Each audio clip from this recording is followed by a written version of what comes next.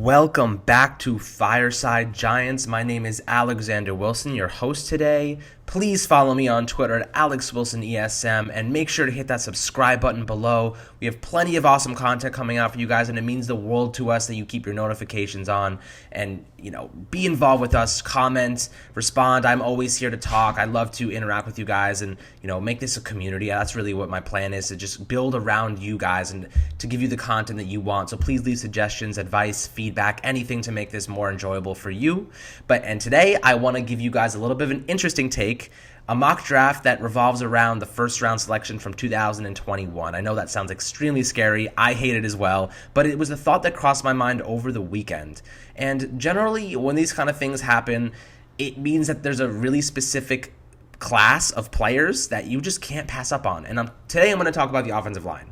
And the offensive line is extremely weak for the Giants on the right side. Aside from Kevin Zeitler, the right tackle position is extremely concerning for Daniel Jones. With a young quarterback, you want to make sure that they are always protected, right? Protection is the biggest thing. I want to see Daniel Jones sit back there for 25 seconds, eat a grilled cheese, hang out, sling the ball, enjoy Darius Slayton running 60 yards to the end zone. That's what I want to see, and I think that's what you guys want to see as well. So we have to make sure that we take advantage of strong draft classes, especially when you have an offensive tackle group like we do this year with Mekhi Becton, Andrew Thomas, Tristan Wirfs, Dedrick Wills. You can't pass up on guys like that, right? So here's what the mock draft entails. It's a first round only I'm going to do today. And in the podcast tomorrow, released on Wednesday, make sure to check it out. We're going to be doing Anthony, Mike, and I are going to be going through the first two rounds and who we think and what we think is going to happen. But today, we're going to talk about something interesting. So with the Detroit Lions and Washington Redskins directly in front of the Giants, it leaves the quarterback position a little bit hazy, especially with Miami and the Rams, or the Chargers right behind them and us. So the deal is that both Miami and the Chargers need a quarterback. And Detroit loves Jeff Okudah, and Washington apparently loves Tua and Chase Young. So what do? The Giants have a really interesting position here because if they are in the position where they can trade back one or two slots, they have an amazing opportunity to gain more draft capital and potentially move back up into the first round. So let's say both the Washington Redskins take Chase Young and the Lions take Jeff Okudah. The Giants are left in a premier position to now trade back for a team like the Chargers or Miami that wants to ensure they get their guy in Tua, who is supposedly fully healthy. So we have to take full advantage of that, and the Giants need to make sure that they are accumulating as much talent as possible in the process. So let's say the Giants move back one or two spots. Isaiah Simmons is still on the board. You can't pass on a guy who had 16.5 tackles for a loss last year, 104 combined tackles, and 8 sacks. You can't pass on a guy like that.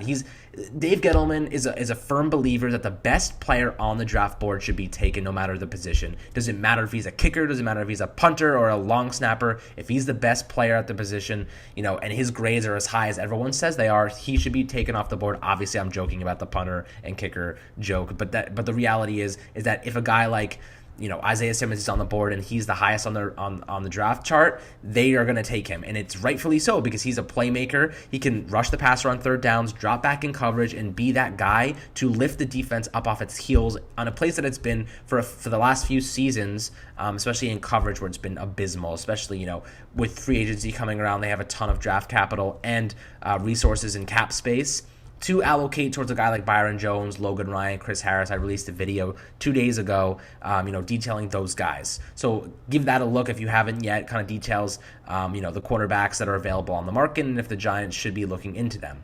However, back to the mock draft. So for the first round, the Giants trade back one or two slots. Either doesn't really matter because they're going to accumulate about a second round pick in value anyway.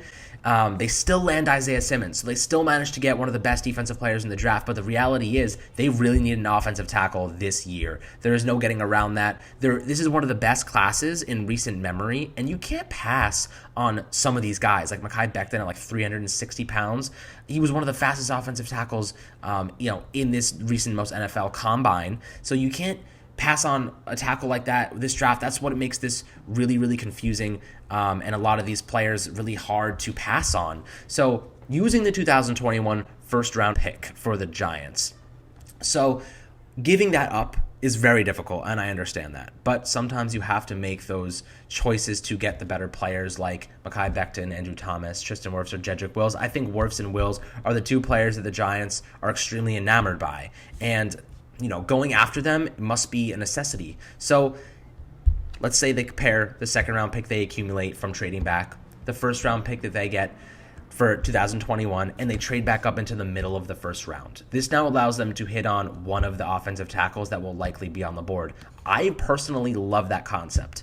However, I'm scared as hell of that concept because I don't like giving up first round picks for future years, and I'm sure you don't as well. So I really want to hear what you guys say in the comment section on whether you think this is a good move or not. So essentially, you're fast forwarding 2021's first overall pick, right?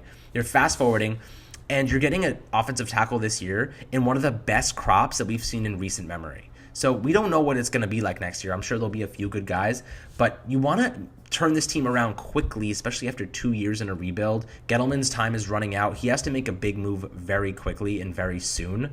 So I think getting Isaiah Simmons in a trade back scenario, which would be amazing to begin with, the extra step would be trading that first round pick from next year to then move back up into the first round and get an offensive tackle like Mekhi Becton and the other players that I mentioned. I think Wirfs or Wills would be ideal, but I don't think they'll still be there because they're just that good. And Mekhi Becton is an athletic freak, so you can't pass on some of those players.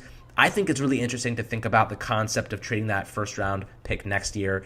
Usually I would never say to do it, but this offensive tackle class is incredible, and most of them can also switch over to the left side. So a lot of these things are to consider now, a lot of factors coming into play. So please leave comments. I really want to hear what you guys think of this idea. It was really, just haunting me this weekend and thinking about it. I heard someone, state that kind of idea on Twitter. So I took it upon myself to kind of look into it and see if it makes sense. And it actually does kind of make sense for this specific draft. Usually I would say never do that. But with Isaiah Simmons on the board, a player that you really can't pass on, that will be a staple on the defense for the next 7 years, keeping him there and then getting an offensive tackle to help protect Daniel Jones, that's an amazing, amazing haul. Let's add in Jadeveon Clowney and Byron Jones in free agency, and suddenly the Giants have an amazing team to build around and play with. They could be winning playoff contenders in 2021 already. So just keep those things in mind. I want to hear what you guys have to say about it, what you think. Please let me know. I'm always happy to respond and have some fun. So thank you so much for tuning in. I can't wait to talk next time, and I hope you enjoy the video.